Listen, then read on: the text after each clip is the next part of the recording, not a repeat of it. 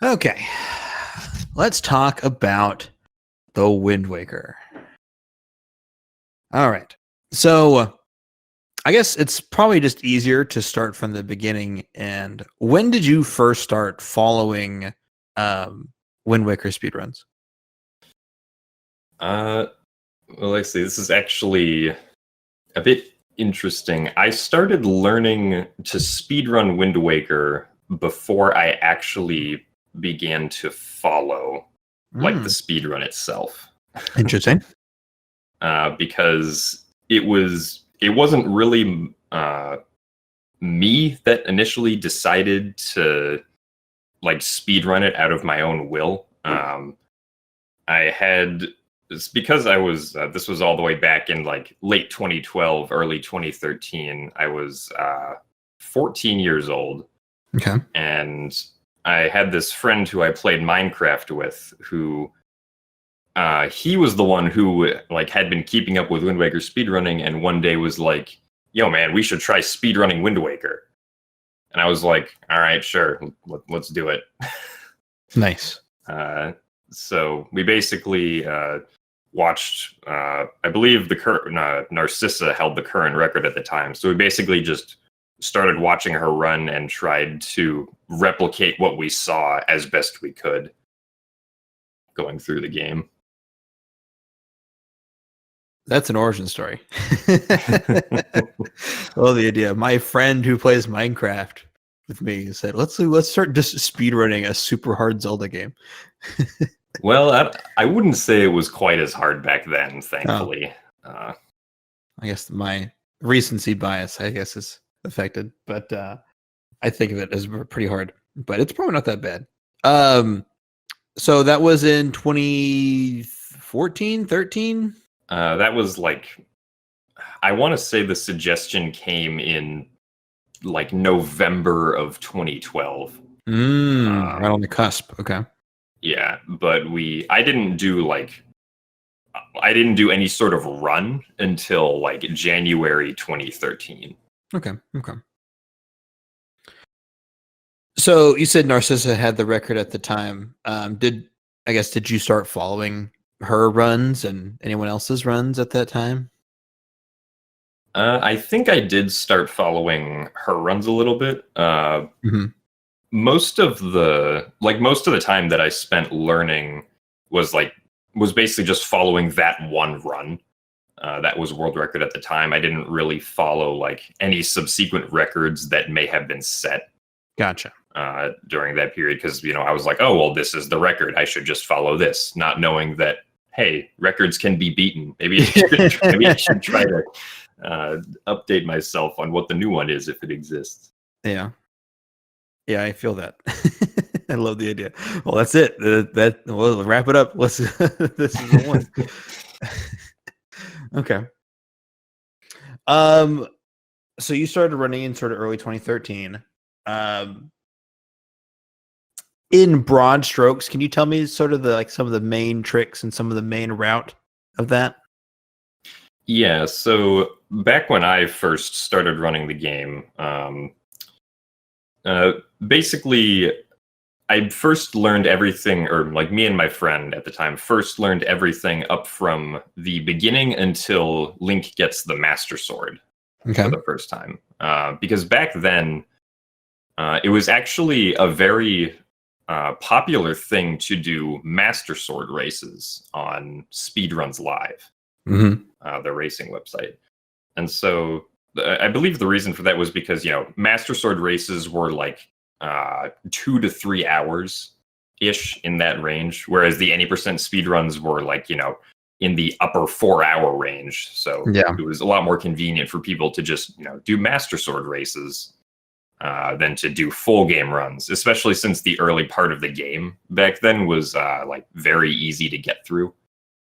Because, we didn't have the manual Super Swim yet. We didn't have, all the really difficult storage strategies, right, which hadn't been implemented yet. So the route back then was basically, you just go through the beginning of the game as you normally would.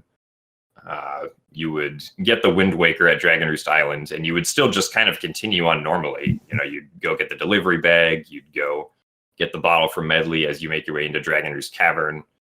Dragon Roost Cavern was mostly normal. The only thing I remember that we did back then was if you had the Tingle Tuner, you could do a zombie hover up in the main room to save like 2 minutes or something.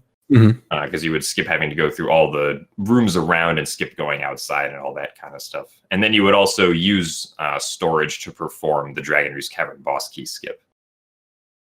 And then from there, after you finish Dragon Roost, you would just move on to Forbidden Woods, using, a super swim to cross the ocean if you were good back then.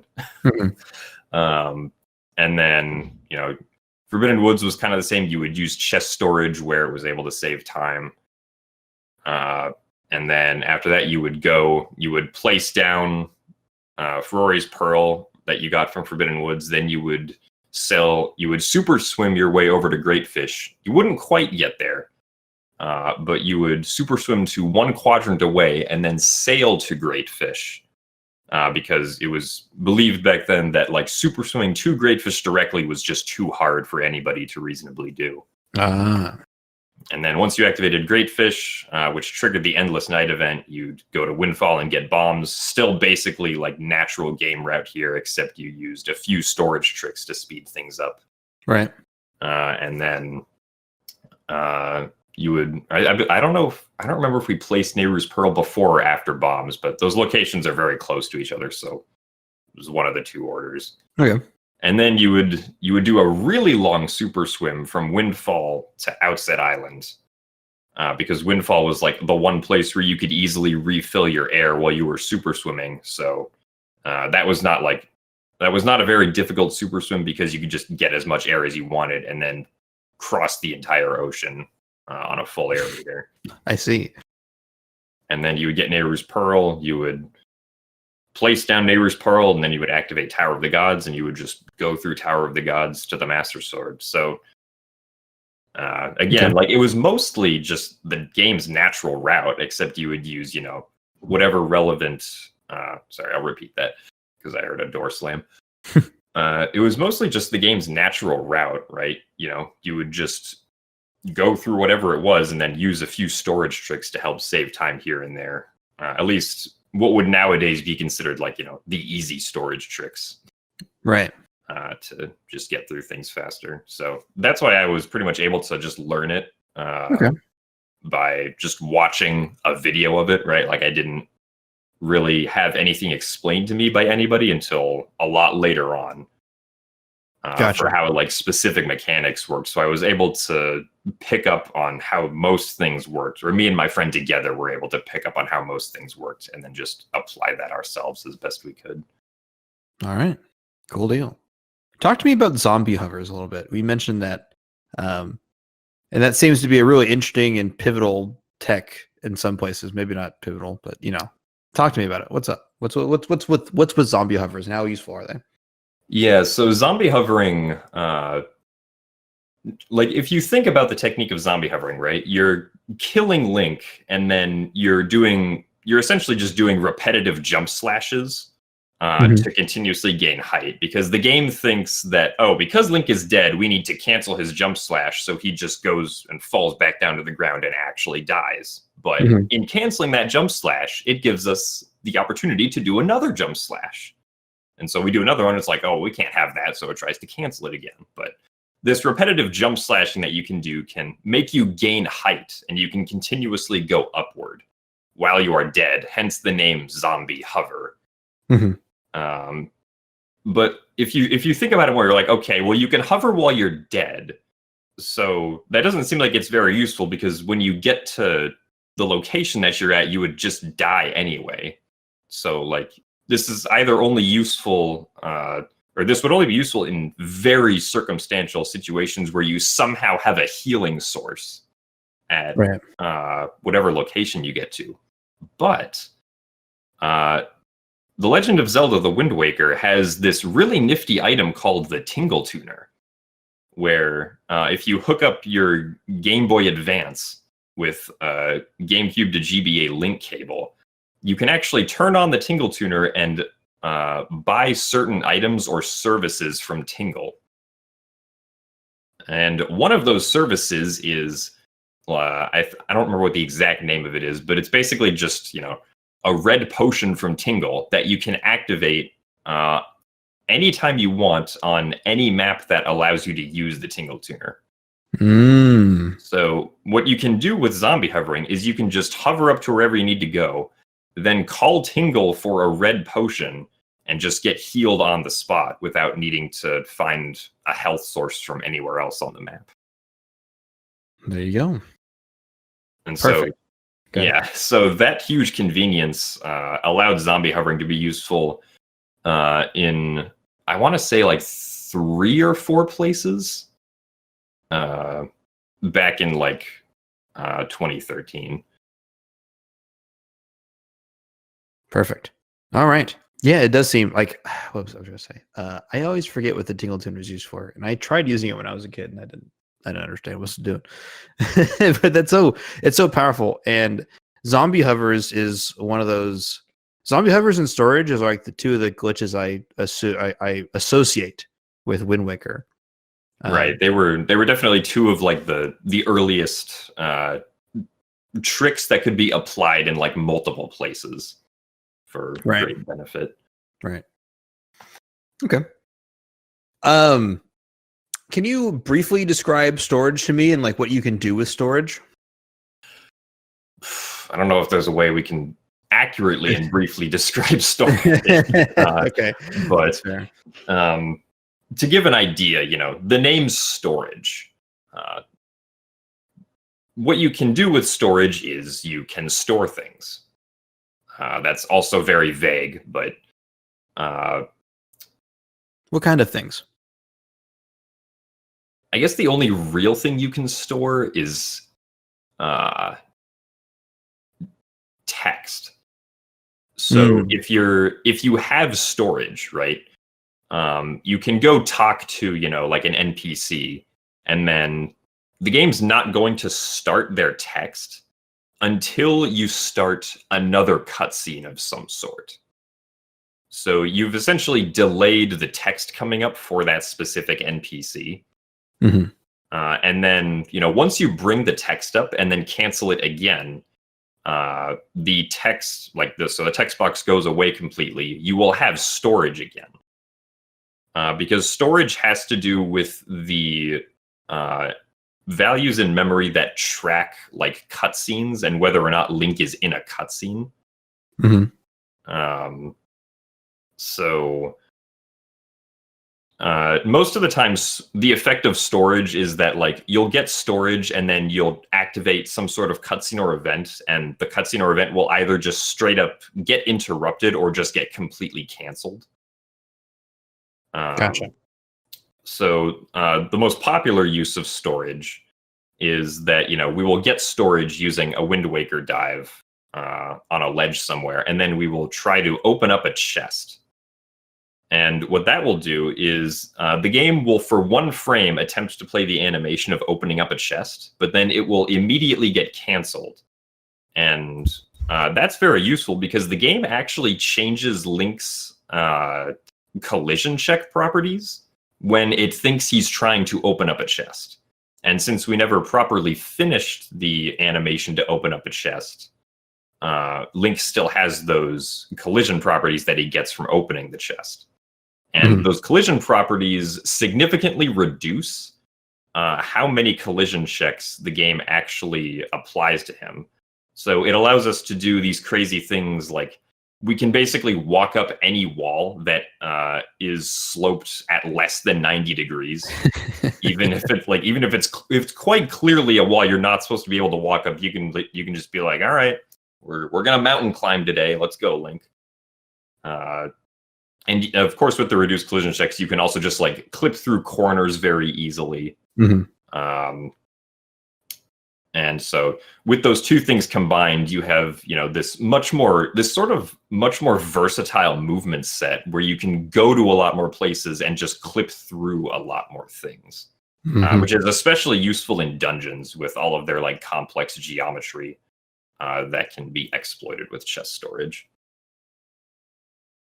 Perfect. Yeah, that's what I wanted to talk about because I know there's like the whole like, oh yeah, you can kind of skip cutscenes, you can store text boxes, but it's like the movement, it's being able to climb up walls and squeeze between things a little bit. It's like that's what I wanted. Perfect, thank you. All right, so you had started back in early 2013. When did you said you weren't immediately following like the record and stuff like that. When did you like more or less start actually getting really involved and really when did you start focusing on like the actual top players and what they were doing? I would say I started focusing on that probably around March or April of 2013. March was the first time that I did an actual race on Speedruns Live, I believe. I'm pretty sure the Speedruns Live records show that's when I did my first race, at least. So it was at that point that I started to meet and talk with other people in the community. So like what would happen is, everybody would join the race room and then everybody would get into a Skype call with each other. And we would basically just, hang out while we were doing the race. And so it was in there that, I started to learn more about the people in the community and also took more of an interest in following like the top runners at the time, like Demon, Narcissa, and even Yashi,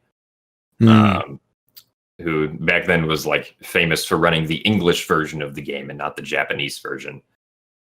And so, yeah, it was about then. So I guess March to April of 2013. Yeah, absolutely. Okay. Yeah, what I'm getting from a couple other people as well is that those SRO races were like such a big part of the community, especially during that era, because that's like the golden age of SRL. So talk to me. You said you did runs. I think Demon mentioned that there was like a weekly race, like every Saturday. It was like race day for Wind Waker or something. Does that sound right? I don't specifically remember there being like a dedicated like time of the week for it. I just remember that there were like races basically every single day. Gotcha. Like any given day, you could probably find people doing like, a Master Sword race or a Din's Pearl race where the goal was to just complete Dragon Roost Cavern, which was like the first hour of the run back then.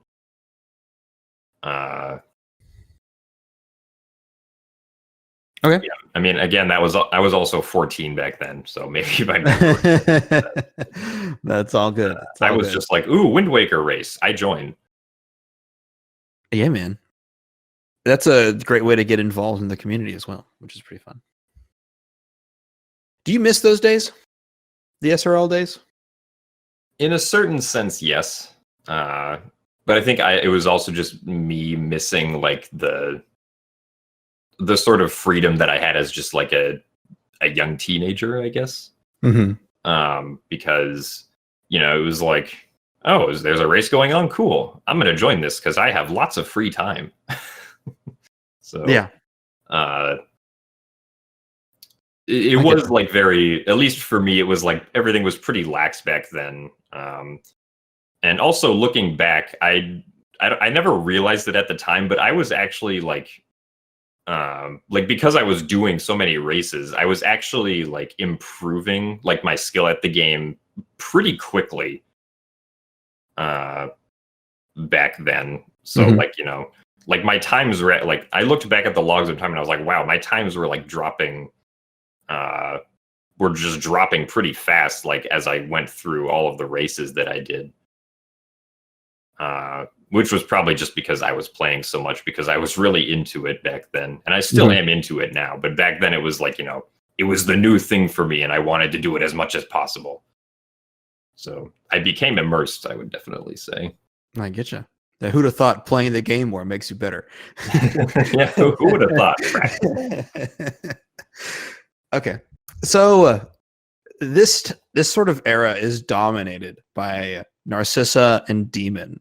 Talk to me about those two as runners. Oh. Bye, CJ. Yeah. He's our editor. He was just saying, oh, you know who's CJ. He was the Right. Yeah, we met him the first time. Yeah. Okay. Anyways. Let's see.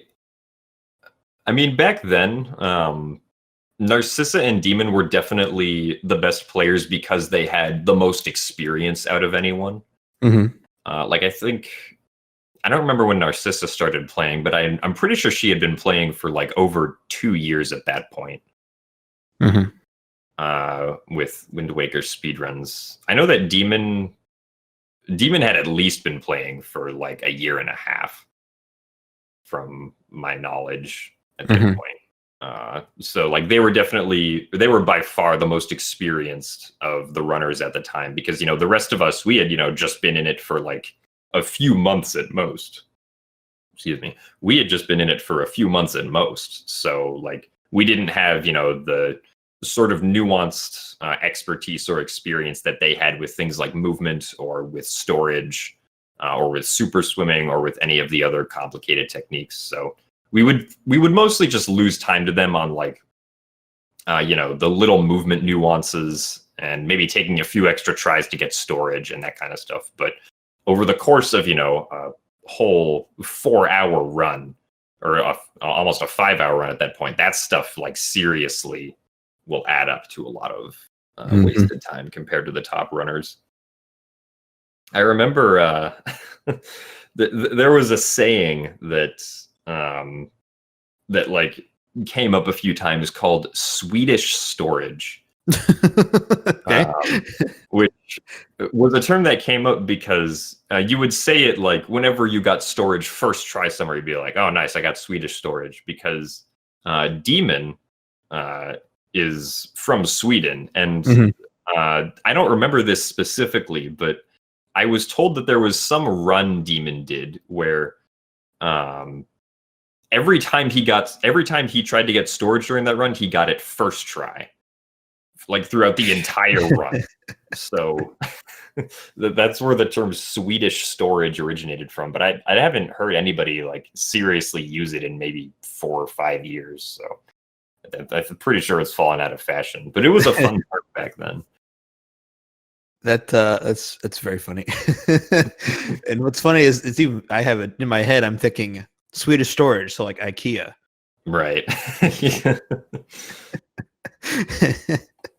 Anyways, that's a stupid joke. No. Thankfully, we do not have to speedrun Wind Waker at IKEA. That's right. You have to buy an IKEA table to put your GameCube or your Wii on top of. To confirm your thoughts, Narcissa started running like May 2012, May 2012, and Demon started running in like September 2012. Oh, okay, so not years at that point, but right about 2 years. Well, that's why I guess in the first time they took the records, so they were probably playing a little bit before that. Yeah. So it's probably safe to say 2 years, year and a half. It's probably pretty accurate. Well, no. Because this is 2013, not 2014. Yeah, this is 20. This is like, at this point, it's like when I first started getting involved, it was like, March, April 2013. So I get you. As we could say, like a year. But a year is still, a lot more time than 2 or 3 months. Exactly. Okay. So let's see here. There's a rivalry that goes back and forth between Demon and Narcissa. Anything of note about that? I mean, it's just like a whole year, 2012 through 2013. Is mostly dominated by the two of them. Do you remember anything in particular about that? Specifically about their rivalry, no. I just remember them trading the record back and forth, and thinking that it was like sort of generically cool to watch this happen. But I don't have any specific memories about like the rivalry between them. What I do remember from that time is just like the route for the game sort of incrementally getting better as the year went on with different discoveries, like being able to skip the boomerang, which was incorporated after people started doing bombs, or after runners started doing bombs early. So that they could use bombs in Forbidden Woods to skip the boomerang. And then eventually, we got around to being brave enough to skip collecting Grandma's soup. which was the grandma's soup gives you double attack power when you drink it, and also fully refills your hearts and magic. So it was sort of like a safety net for a while, because you basically could use this an infinite amount of times. And it did save time in a few places, but it wasn't quite worth the time that it took to get, because you had to heal grandma with a fairy and then kind of sit through this bit of a cutscene to be able to actually get the soup. And then we also started implementing delivery bag skip, which was another zombie hover added to the run. And all these other little things that started to make the run quite a bit harder than it used to be, but it also meant that the times also began to get a lot lower. Okay. You mentioned the grandma's soup thing. Talk to me more a bit about bombs early, because this is like a really big change in the round. Right. So I'm pretty sure bombs early was actually like the suggested route when dry storage was first figured out back in September of 2012. So basically the order that we mentioned earlier, right? You do Dragon Roost Cavern, then you do Forbidden Woods, then you go to Great Fish to trigger Endless Night, and then you get bombs at Windfall Island. The bombs early route is you go to Great Fish straight away, like after Dragon Roost Cavern, and then you get bombs from Windfall, and then you go to Forbidden Woods. But the problem with that idea is that Great Fish Isle, you would need to somehow super swim to Great Fish Isle early, which was extremely tricky back then. Because with the way storage works, if there's a cutscene around an island, you can essentially get storage while you're super swimming. It's called double storage because you get storage twice. And then you can use that storage while you're super swimming to cancel the cutscene at the island. Because if you try to super swim into an island that has a cutscene, you'll end up soft locking the game, which is obviously not good. Yeah. But the problem with Great Fish Isle is that there isn't one cutscene around it. There's two cutscenes. So if you tried to store the first one, you would still just get soft locked by the second one.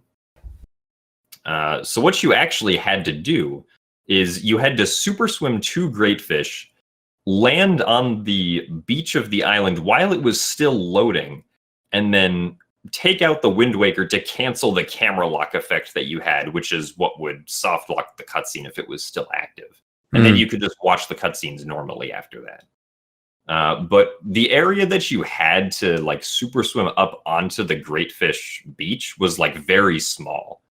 And controlling your super swim speed back then was also very difficult. Like you would basically just kind of hope that you got the correct super swim speed if you wanted to try to get to Great Fish early. So it wasn't really a super swim that runners considered to be viable at the time, until I believe Demon was the first one to try and actually use it in runs, because he'd practiced it a bit and he was like, okay, maybe this like isn't quite as bad as we thought. And it again would save a lot of time because it would allow us to skip the boomerang in Forbidden Woods. Right. So I want to say it was June of 2013 where Demon first began implementing the super swim to Great Fish early, so that he would be able to then get bombs and Windfall and take those bombs to Forbidden Woods, where he could use them to skip time, or excuse me, where he could use them to skip the boomerang and save time. All right. That you are correct. That was June of 2013. Okay. All right. Moving a little forward here. Narcissa eventually leaves to go play Wind Waker HD, it seems like. That is correct. And unfortunately never comes back to Wind Waker. And in the aftermath of that, there's kind of a weird scramble, it used to be that Demon and Narcissa were the only two people going back and forth with the record, but then out of nowhere, we start seeing people like Kolja and you and SVA and Ace, like just a whole new generation of runners has caught up. And right. Tell me about that time, if you remember it, or what you remember from that time. Right. So at this point, all those new people who had joined in, sort of early mid 2013 have now all been playing for a while. Mm-hmm. And so I guess the people who had been playing the most, or the people who had been practicing the most from that bunch, are now very close to the top level.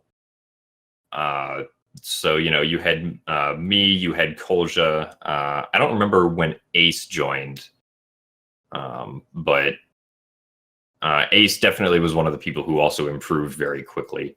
Mm-hmm. But yeah, I remember that Kolja eventually beat Demon's time when the record was like a 4:24, I think. Mm-hmm. And then I remember that the reason I was able to get the record at one point for like 3 days during like that whole sort of next year until like mid 2014 was because of a route that community member Woofer ZFG came up with, where we would get, I believe we called it the Leaf Early route. So beforehand, we had the Bombs Early route, right? Where we would finish Dragon Roost Cavern, get the bombs, then go to Forbidden Woods. This route, the Leaf Early route, proposed that we would instead delay Dragon Roost Cavern. We would get bombs as our very first thing after getting the Wind Waker.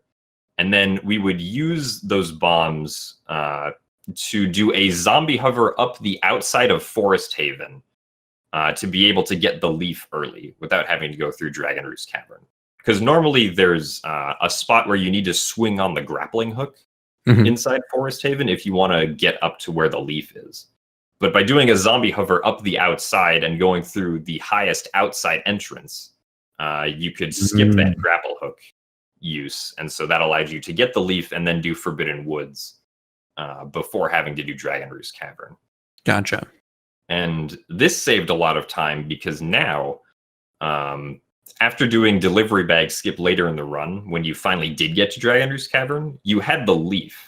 So you could cross the gap where normally you'd have to go and like meet Medley and get the bottle from her and then get water in the bottle, sort of resurrect the bomb flower in that area and then blow up the rock that was covering the pond so that you could swim across to the other side. But with the Leaf, you didn't have to do any of that. You just leaf across. There you go. And that also means that you would never get a bottle throughout the entirety of the run. For the first time doing the pumpkin thing, the grandma's soup. Yeah, so that put that was the nail in the coffin for grandma's soup in the any percent route. Okay. Let's see here. I have in my notes that there's some super swim buffering is around this time. Yes. So Woofer ZFG, same clever man who came up with the Leaf Early route, managed to figure out that super swims could actually sort of be predicted as far as your speed goes, based on whatever Link's animation was in the water. So Woofer's strategy was to watch like how high or low Link's head was in the water on the frames that you were considering like releasing your super swim out across the ocean. And so using that, we were actually able to start getting much more consistent super swims, especially the ones that were considered long distance, like 2.5 to 3 quadrants across the ocean. Those super swims became a lot more consistent thanks to Woofer's sort of realization about the animation that Link's in affecting how much speed he gets during the swim. Because beforehand, it was just like, all right, well, you charged up your super swim, you aim in the right direction, and you just kind of prayed that you got good speed when you released. We're just going to YOLO it. Yeah, pretty much. But yeah, big shout outs to Woofer for that one. It's one of those really, it's a pretty small thing, but the consistency that it adds to the run was able to make times come down a lot quicker than they otherwise normally would have been able to do. I get you. Okay. Let's see here. So around this time, Ace starts showing up, and instead of just being like someone who can get like one record or like one or two records, like unfortunately like you, but you know, like SVA as well and Kolja, like y'all seem to be able to get a time over Demon, but Demon always seems to come Demon back. always comes back. Yeah. Yeah. But that didn't seem to be the case with Ace as much. Can you tell me anything about that? Yeah, Ace was a lot more motivated and competitive back then when it came to the Wind Waker any percent world record. Mhm. Ace, I'm pretty sure Ace went through and like completely modernized like a lot of the tiny strategies that happened, like how we would defeat certain types of enemies in certain places. Like what the specific movement sequences should be when going through like different temples while we had chest storage and that kind of stuff. Because I specifically remember like watching like one of the runs that Ace was doing, just thinking like, what the heck, like where did all these strategies come from? Like I haven't seen any of these before. So like it was that, and just I'm pretty sure he practiced a lot back then, because he was also first just getting into speedrunning as well. When he was competing with Demon for like the any percent record, and they were trading back and forth. Yeah. So yeah, I think that's the picture that I have of that back then. Okay. It's a good picture. Now there's let's see. I guess at this point we're kind of getting into this range around mid to late 2015. Demon has been running the game for 3 years or so at this point, and I think he starts to move away and take a bit of a break from Wind Waker, because Ace kind of just keeps going, and then Ace gets this 355.44, and then there's just nobody around to beat that, and that record stands for a full year. Actually, I think it's more than a year. It's like a year and a half. Yeah, that sounds correct. So, it's weird because when we saw Narcissa leave, that almost opened up a window for a bunch of other people to show up and start taking the record. But now we have a time when Ace and Demon aren't running the game, and no one seems to move up. Do you have any insight on why that might be? So Ace's record was 2015. The 355 was 2015, right?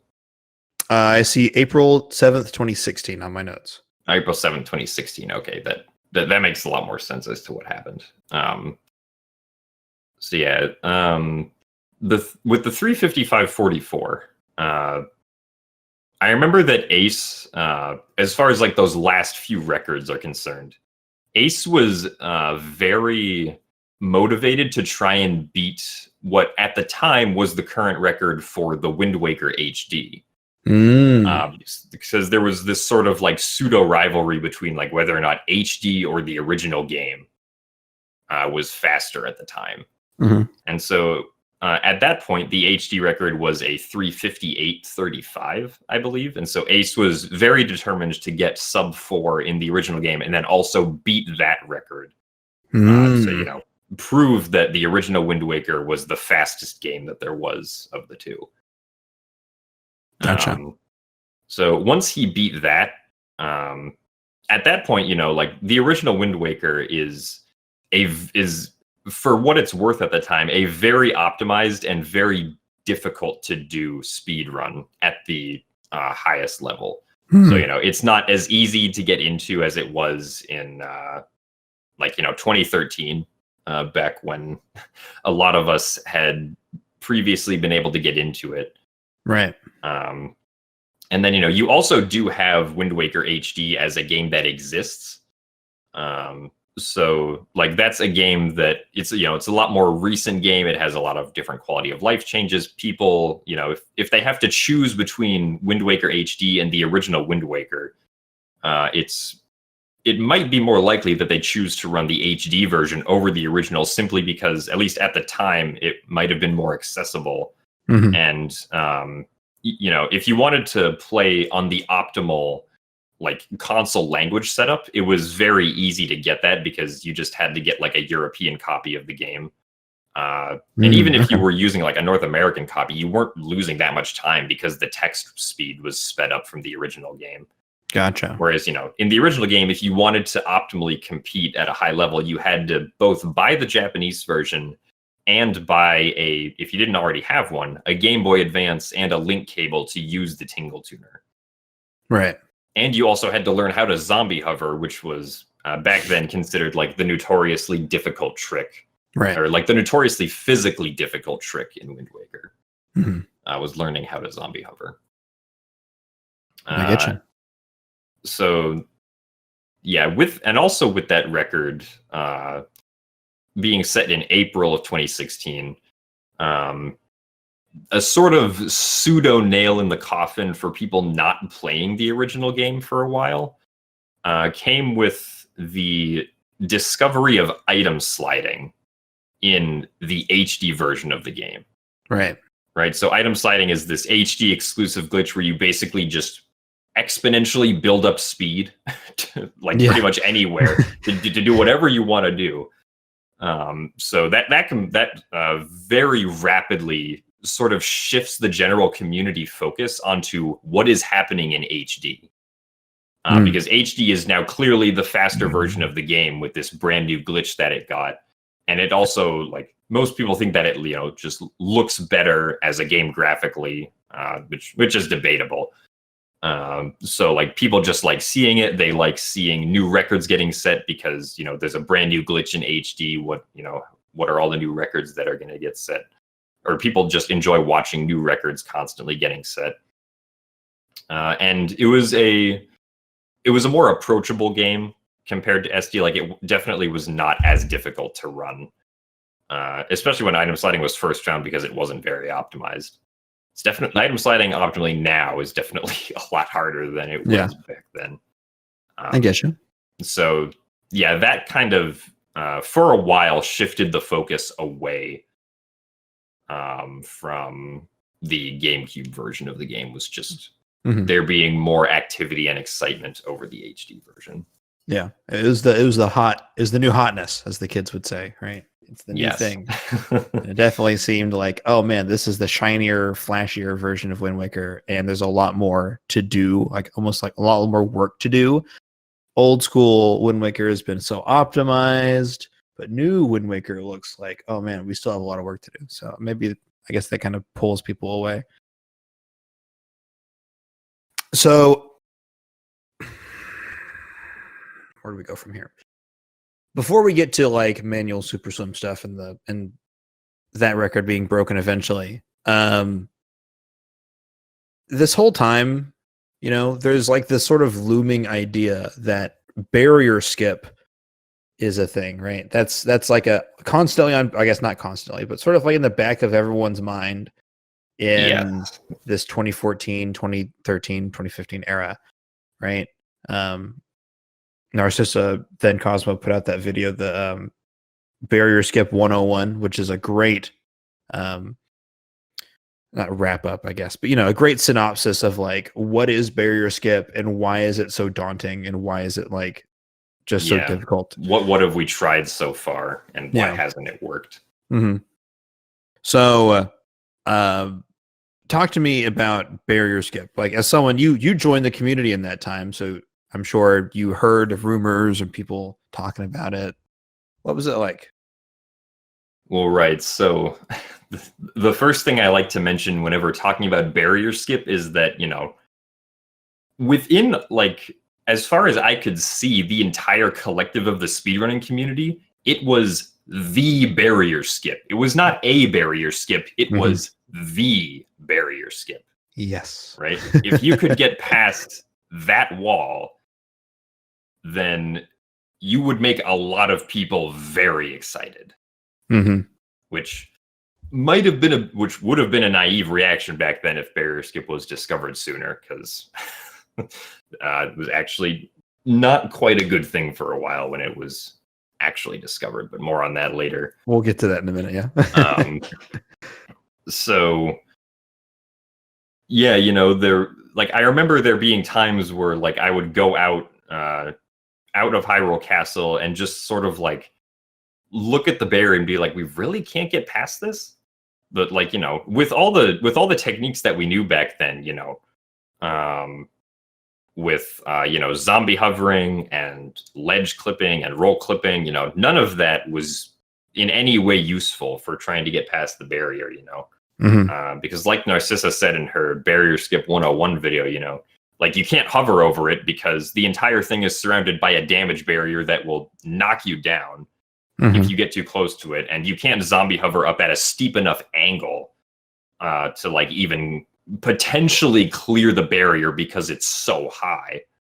There isn't really a way to go through it because it's just, solid wall collision. There's not really a glitch in Wind Waker at this point to just go through solid wall collision. Well, I guess there is. There was door storage, or we like to call it door cancel nowadays because door storage is something different. So yeah, a bit of a naming problem back then. And with door cancel, you can just straight up walk through collision, but there's no door in Hyrule, so you can't do that. Right. And then the same thing applied with chest storage. If you had chest storage, you could clip through the barrier, but there's no chest in Hyrule, so you can't do that. But yeah, I definitely tried to play around with the barrier a little bit back then, just to see if I might just randomly happen upon anything that could potentially be useful in that scenario. But yeah, the mentality of barrier skip actually being real seemed like a genuine impossibility back then, which as of course it always does until, in speedrunning, it always seems like it's impossible until it's possible. Exactly. But yeah, I remember I would just think about it sometimes and be like, man, we really can't get past that wall, because the run would be so different if you could just get past this one wall. Like, it would change everything. And yet, despite our best efforts, we still can't do it. Miyamoto is too strong. Damn you, Aonuma, E.G. Aonuma. I get you. Yeah. As someone who has sort of kept a casual eye on Wind Waker speedruns for years, you're right when the barrier skip was the barrier skip. There was no other. Like, even the name barrier skip is so generic, and yet when you say that, you know exactly which barrier we're talking about. Right. When they actually did, when the headline, "They found barrier skip," went up, people knew what game they were talking about. There was no question about what game was being referenced when, barrier skip found was the big headline when it actually got discovered. Yes, I agree. Okay, so it seems impossible. It's not happening anytime soon. And then I guess we probably will in the video. We really should mention the HD barrier skip, because I think that led to a lot of things, right? So talk to me a bit about, we don't have to get too into detail, but talk to me about how they found barrier skip in HD and how that information kind of helped us in standard and on old school. Yeah. So barrier skip, or the discovery of barrier skip, actually has a very weird beginning in Wind Waker HD. The first reported case, but the first reported case of barrier skip was actually not filmed. Mhm. Because it was done by this user named Gertana1, who I believe was 14 at the time. And so what Gertana did film was himself past the barrier, claiming that he was able to item slide through it using the HD exclusive item slide glitch. And that there was some hole in the barrier somewhere that allowed him to do this, is what he like hypothesized. But being so young and not having video proof of it happening, a lot of people did not believe him. They were just like, oh, this person is just, it's just like some young person trying to get attention. Like, this clearly didn't happen. Let's just ignore this. But as it later turned out, Gertana was telling the truth, of course. The first recorded instance of barrier skip happening was by this user named Linkoscuro, who got a recording of successfully item sliding through the barrier on at some point in August of 2016. Right, so he gets this clip and then starts going crazy.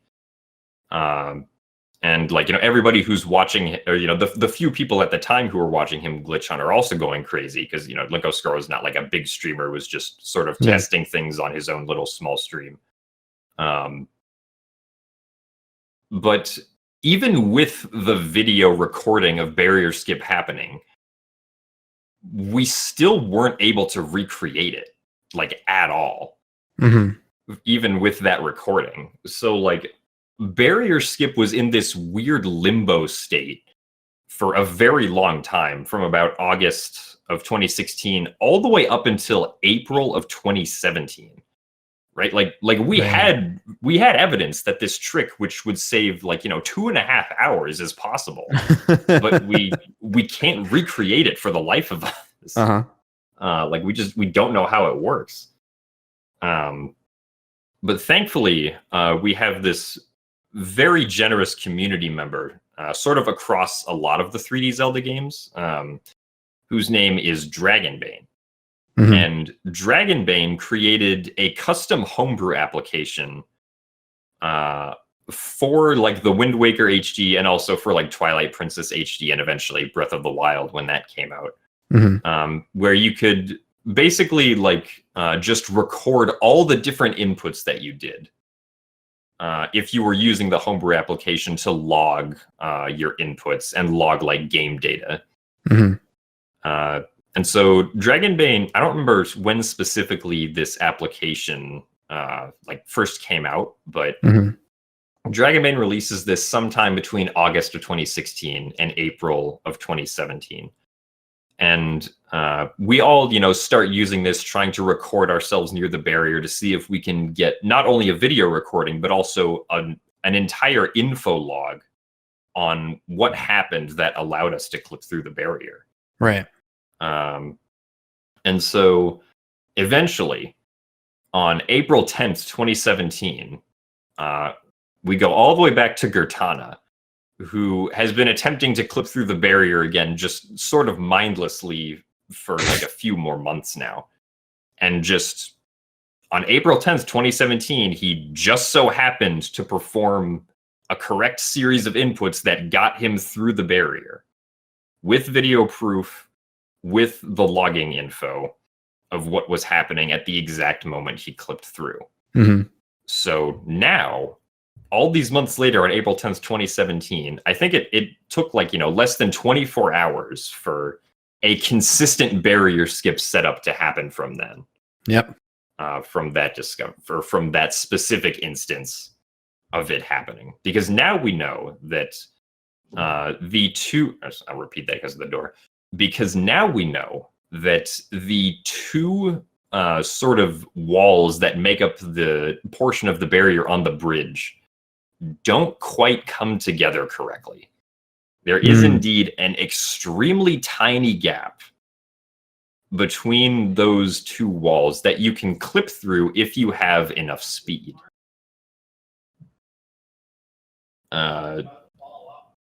All right, well, someone's talking in the hallway, so It's all good.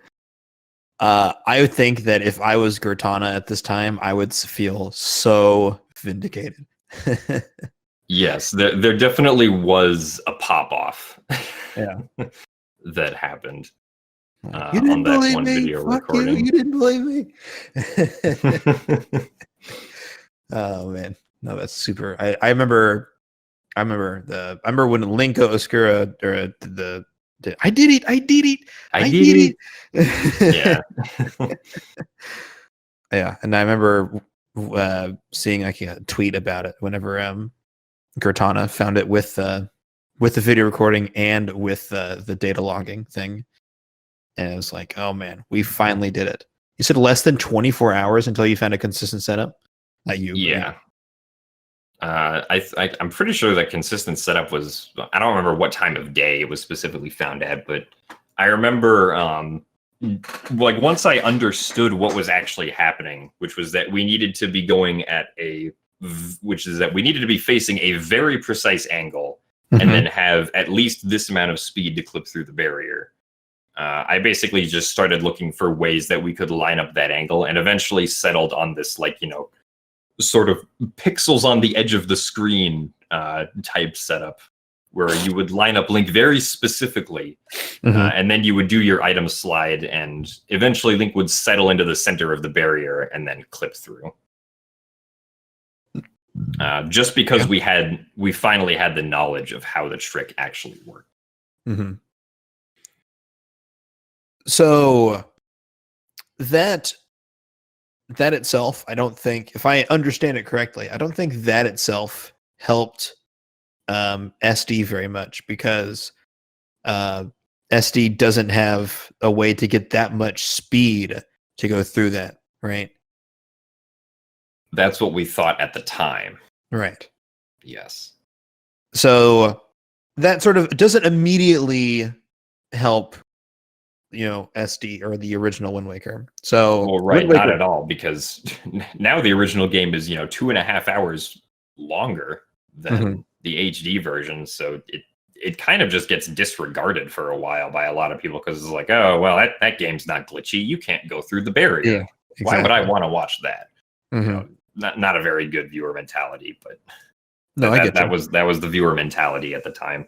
Yeah, not of wrong, and maybe it's not a good one, but it's not like you're not wrong. And I'm pretty sure a lot of people are like that. It's like, no. Well, old school, that's old. Who cares about that? We got barrier skip now. Yeah. Okay, so eventually, Demon does come back.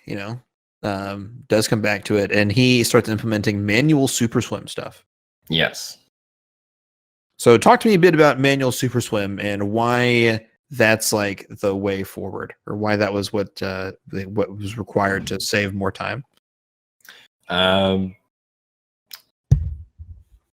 let's see. So the manual super swim was first done, or like a full manual super swim from Outset Island to Dragon Roost Island, which is how pretty much the manual super swim works for either version of the game. Was first performed in November of 2017. When it was first performed in the HD version of the game, the HD version of the game has like significantly faster pausing than the original version of the game. And because the trick required you to pause so many times to build up enough speed to super swim away manually, the instant reaction by like the original games community was, oh, this isn't worth it because it takes so long to pause in this game. Even though that was a very bad assumption at the time to make, because it clearly does save a lot of time, based on the fact that Demon was able to lower the record of the original game by, I think it was by 7 minutes. Yes. When he came back. Yeah. So manual super swimming did take, or it did still save a lot of time. It was just not very obvious, and was labeled a bit under like wrong assumptions when it was first discovered.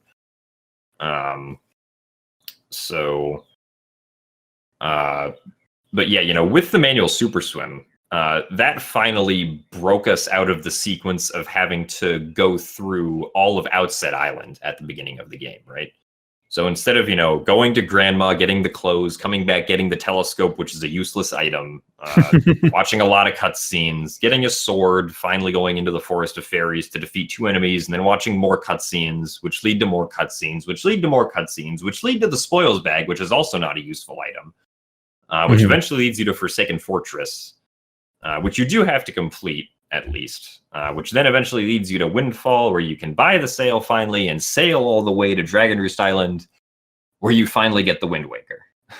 But with manual Super Swing, you pause like 200 times at the beginning of the game, and then just zip on over to Dragon Roost Island, and now you have the Wind Waker.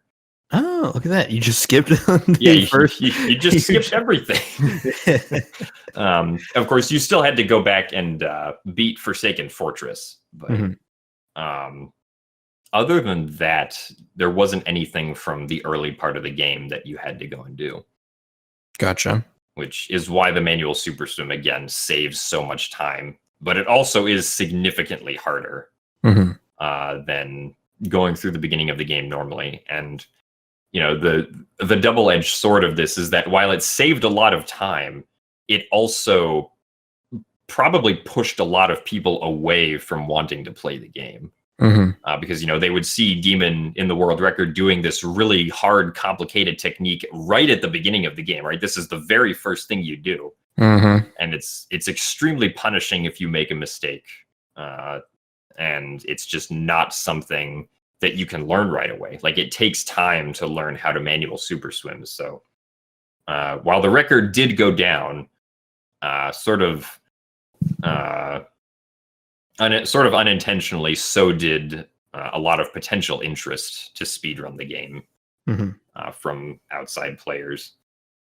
Yeah, it seems like the further we go down this rabbit hole, the more the word that comes to mind is ostracized. Like, just the idea that like this is becoming so inaccessible that only a handful of people can or want to run the game at all.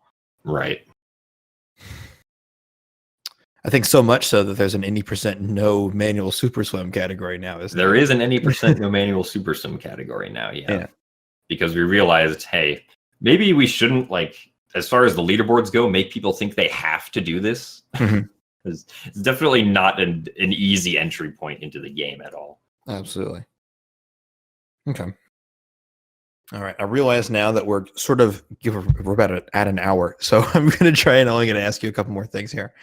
And I guess to wrap up here, I want to know about actor unloading and then eventually the bomb push barrier skip and sort of like this last leg of the speed run. So we talked about they finally find barrier skip in HD, but it just isn't really that helpful to the original.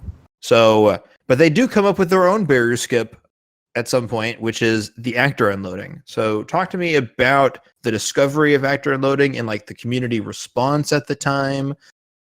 Yeah. Right. So actor unloading is once again thanks to community member and glitch hunter Dragonbane. Well, the eventual barrier skip product was found initially by Dragonbane. The discovery that led to actor unloading was this sort of just like funny glitch that we thought at the time that Legend of Link found, where if you have like the bow in Link's hand and you do a side hop and then you press the inputs bow button, sword button, bow button. So if bow is on X, you would do XBX all consecutively. You could get this glitch where you would get the arrow model just stuck on the side of Link's hand. And it's like, look at that. We can stick an arrow in Link's hand. Hee. But it turns out that every single time you do that, you're actually duplicating another arrow model into Link's hand. Right? And that arrow model takes up space in memory. So if you do this glitch enough, eventually you'll start realizing that you're getting you're getting the sound of the game rejecting Link to actually knock the arrow, right? Just like that general like rejection sound. Because the game doesn't have enough memory to spawn in that arrow. And then we started realizing that like, oh, okay, now that we've done this and we've like gone to other areas of the game, there are other things that are unloaded also. Right? We go to Outset and now suddenly all the trees are gone. Or we go to Dragon Roost Island and suddenly all the rocks that you usually have to blow up are gone. And so then, the very next obvious question is, wait a minute, can we get rid of the barrier using this? Because if we get rid of the barrier, we can just walk into Ganon's tower. Yeah. And, of course, as it turned out, the answer very quickly was yes. If you are able to sort of fill up the game's memory, I guess the correct term is, or what we say is like, if you're able to corrupt the game's memory enough, or if you're able to fragment the game's memory in the correct way, you can, in Hyrule, get the barrier to just not load in at all. And so that initial discovery was made in July of 2019. So, completely different barrier skip from what HD does. Yes. Instead of clipping through the barrier, we're just going to make the barrier disappear. Was the solution at the time. A very good solution, though, who would have thought? And so when actor unloading is discovered, there's basically this huge scramble to try and find a setup to make work where, you can begin doing your... you don't want to begin fragmenting the memory while you're in Hyrule, because fragmenting memory in Hyrule is extremely slow. Right? So you want to try and fragment memory way before you get to the barrier, so that you have a lot of time and so that you can use a lot of convenient locations that can fragment memory very fast before you actually get to the barrier. Gotcha. Now, the tricky thing about this is if you fragment memory incorrectly, some cutscenes can fail to play altogether, or they might try to play but then end up soft locking you. So it was very complicated to try and come up with a proper setup that would actually fragment the memory in a consistent enough way to where you could hope that you would be able to successfully make it through all of the cutscenes and also not accidentally crash the game at certain points. To make it all the way to Hyrule to then unload the barrier. Now, the tricky thing about this is that there are a lot of... so you would start your actor unloading on the overworld, specifically in Forest Haven. Because Forest Haven has the least amount of memory available sort of out of any other region of the game. Because when you first go into Forest Haven, there's a lot of particle effects in the air, which are taking up a lot of memory. So you would begin your actor unloading in Forest Haven, which after a certain point, it was actually kind of funny. We realized we didn't even need the bow to begin actor unloading. Okay. So the original discovery now wasn't very useful because all right, well, the memory's so low in here, we don't even need to start, duplicating the arrow model to be able to fill up memory, because there's one very specific sort of sequence you can perform inside the Forest Haven where you can begin to unload memory just by pulling out the grappling hook. Interesting. So you can basically get to Forest Haven, begin doing this sequence with the grappling hook so that you didn't have to go all the way to Tower of the Gods to get the bow, which saved a lot of time. And then once the memory was low enough inside Forest Haven, you could just kind of go between different areas of the overworld to fragment even more memory, right? So just swimming between certain islands on the overworld was enough to get memory to fragment down even more. So we had this very specific path that we went through the ocean on our way from Forest Haven to the Forsaken Fortress, which is where we would sequence break our way into Hyrule. We had these very specific swimming routes that we would do. Like, okay, so we go between this island and this island 3 times. Then we, head east for 3. We head west for 3 quadrants. Then, north for 2. And then, because we needed this memory setup to be very specific, right, for what we wanted to do. And so eventually, like, we managed to get that down to something that is a lot more palatable for runs, right? Like, it doesn't always work because there are a lot of random things that can affect fragmentation, like, lightning flashes in the background and like Link's footsteps on sand if he happens to run over any sand. Yeah. And also like the little wind wisps that go across the ocean. Oh no, that too? All contribute to the fragmenting that takes place here. I don't think the wind wisps mattered as much. It was mainly just like the big culprit was the lightning flashes that could happen during a storm. Oh man.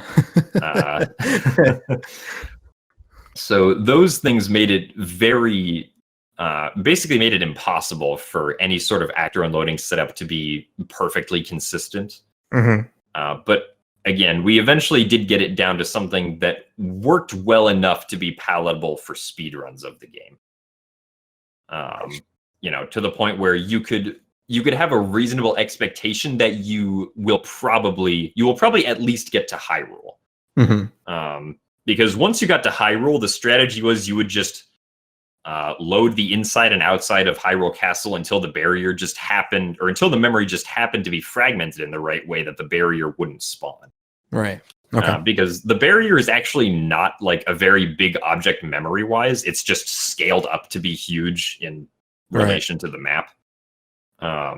So you did have to get like a pretty specific fragmentation for the barrier to not load in successfully. And I think the effort that it took to finally get like that last setup, the last actor unloading setup that we used was like, I want to say it was like maybe 2 or 3 months of just testing a lot of setups before we figured that out. Because another thing that made it very hard to test is that the actor unloading sequences that we tried to do would produce different results on emulator than on console. And it even seemed like on different consoles, you would get different results. So like, nice door. So like you would you would sort of have to almost tailor like your own actor unloading setup to the console that you had, at least for some of us. Like, it was that picky. Oh man. Of a technique. Like, I remember there was one sequence that people were using for like 3 weeks that Demon figured out. And the setup worked for Demon, it worked for a lot of other people, but it didn't seem to work for me when I tried doing any percent runs of the game with that setup. So I was like, all right, it doesn't seem like this works for me, so I guess I'm going to have to somehow modify this setup so that it'll actually work on my console for me. God. So yeah, how awful. It's like you think manual super swimming made the game inaccessible? Oh boy, here we go. Yeah. Oh God. Okay. So yeah, that does not sound very fun, but it is barrier skip, right? But it is barrier skip. It did cut down 2.5 hours off of the run when eventually optimized. So I mean, thankfully now the run was only like a little bit over an hour. It wasn't a little bit under 4 hours, so you could do a lot more attempts, of the run per session that you did speed runs and stuff like that. So yeah, I'm looking at the chart of when the world record was broken, and I'm just seeing like July 12th, July 14th, July 15th, July 21st, July 26th, July 28th, August 3rd, right?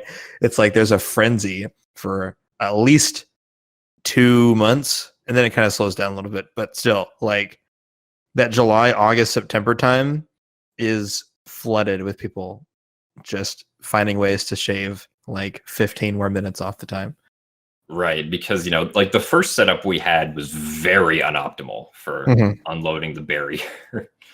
Like the first barrier skip setup only, actually that like the first record after that, I think that was my 3.5 hour-ish time. Yep. That only saved like 16 minutes over the previous record, which didn't do barrier skip. Because I took so long to do the barrier skip setup. But then, of course, we figured out significantly faster setups after that. Yeah. That we were able to use for properly getting past the barrier in a reasonable amount of time. Mm-hmm. Yeah, 3 days later, Demon shaved another hour and a half off of your time. Yeah. Yeah. I'm seeing a lot of different names here. It looks like a whole bunch of other top runners just jumped on it. Mini, and you and Jim and Demon and Aloha Kirby and Linkus all seem to hop on that. Well, yeah, when you have barrier skip, which was extremely volatile back then, like any run could just be the new world record. Yeah. If you just happen to get the correct sequence of fragmentation and get through the barrier, then as long as you could also do the last 20 minutes of the game after that, you were pretty much set for a record. There you go. All right, and last but not least, eventually we come across the bomb push method for barrier skip.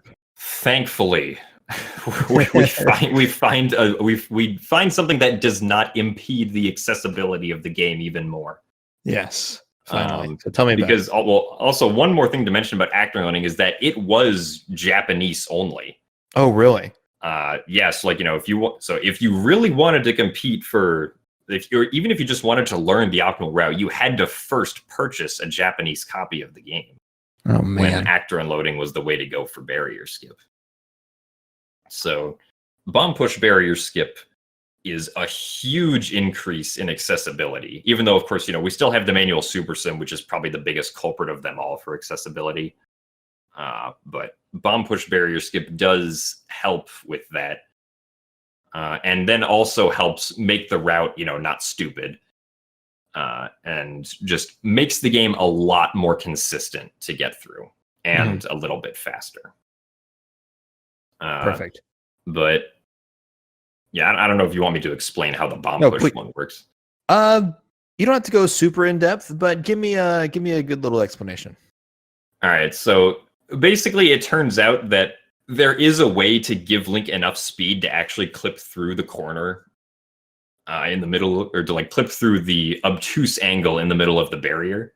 It's just that you don't see that speed in memory, because like the speed value in memory that you can see, like if you use, a memory watcher, is whatever the speed of Link's movement is, right?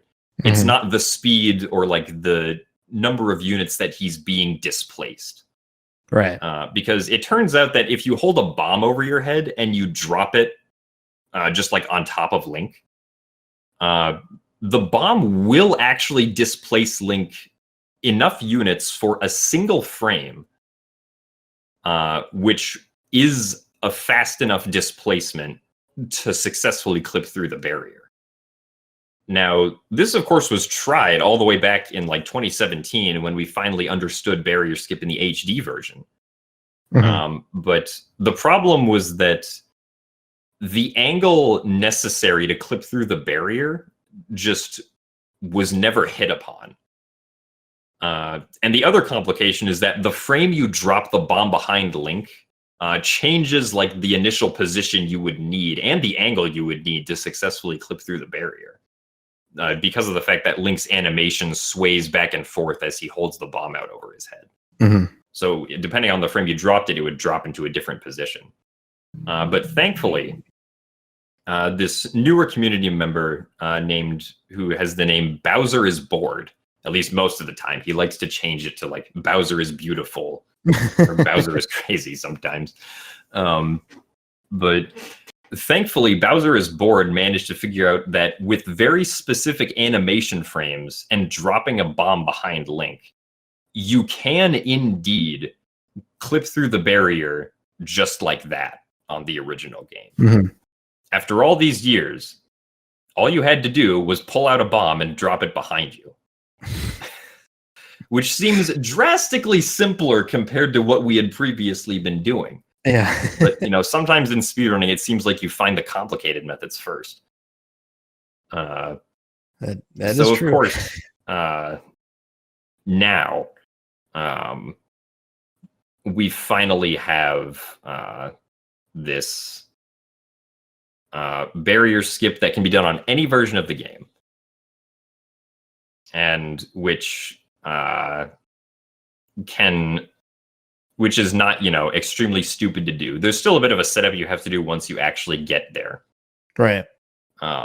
But, you don't have to set it up for 15 minutes beforehand and then just hope it works.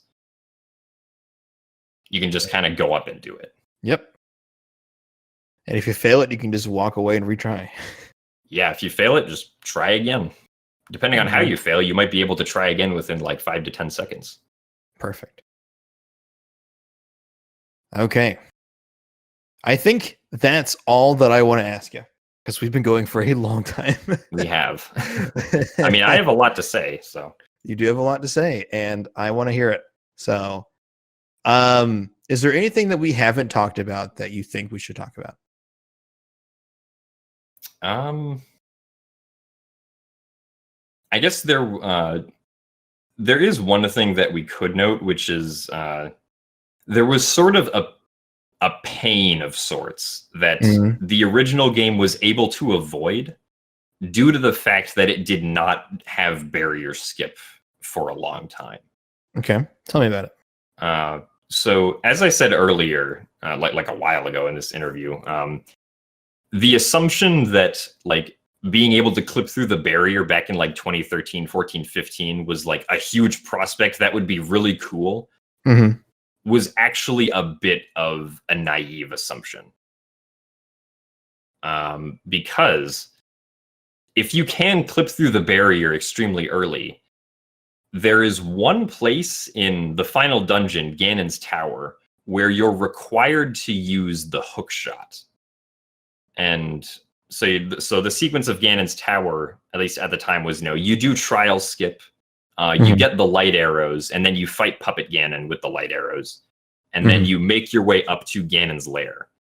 But to get up that last hurdle to Ganon's lair, you need to use the hook shot to pull yourself up onto a specific structure. Right? And if you don't have the hook shot, what do?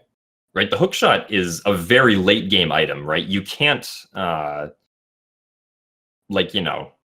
what you would be able to do is you'd be able to do barrier skip and then go through pretty much the entire rest of the game for the hook shot and then come back to Ganon's Tower. But if you could skip the hook shot, you would be able to skip having to go through the rest of the game like that. And unfortunately, for a while, when barrier skip was discovered in HD, the only way to skip the hook shot was to do this extremely awful trick known as the fairy hover. Right? So we have the zombie hovering technique, but even if you have the Tingle Tuner available to you, you are not able to use the Tingle Tuner anywhere in Hyrule. Right? The game just doesn't allow that. So instead, what you can do to skip the hook shot is you can position these two pots in front of that final ledge to the Ganon fight. You can shoot them so that the fairies come out, and then you can do a zombie hover, and then just hope that the fairies will fly up and heal you out of your zombie hover. Which, statistically, has less than a 5% chance of working. Oh my gosh. And you can only attempt once every 2 minutes.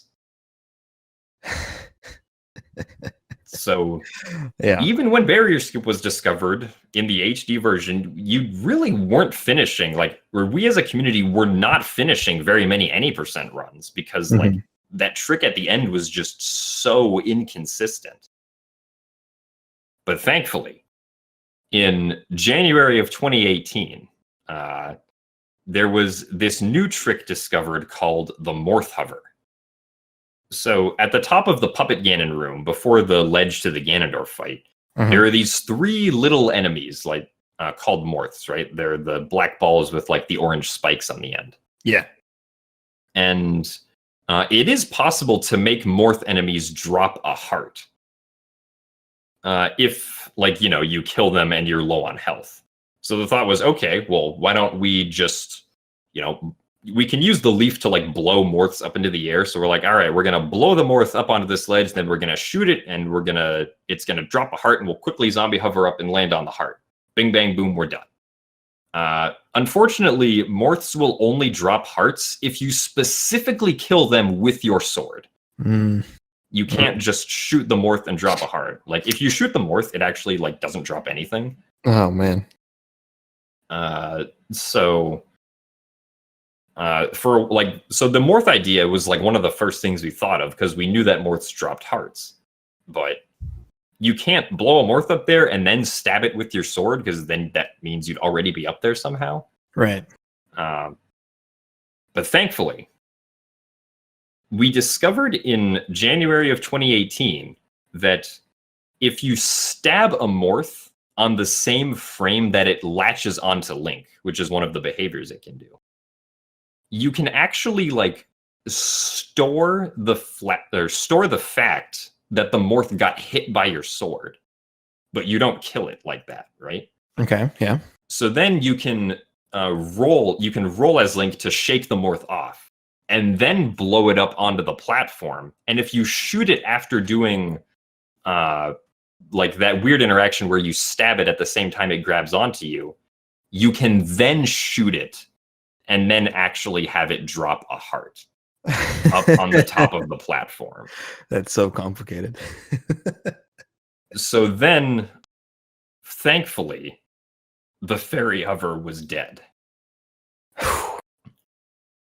in January of 2018. And so because of the fact that the original game didn't have barrier skip for such a long time, it never had to go through that sort of routing and run pain that HD went through, thankfully.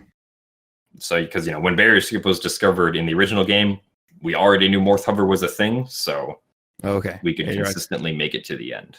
There you go. So that works on both, right? The fairy hover and the Morph Hover. Okay. Yep. Okay. That is a big pain to avoid. So let somebody else do that first, and then now we're gonna jump on it. Alrighty. Anything else that you can think of? To be fair, we could always come back and do a second one if you really, really are like, oh man, I can't believe I forgot spaghetti in my ass jump, dude. How can I forget? Yeah, hold on. I need to quickly pull up the 10 obscure pieces of tech from 2012. Yeah.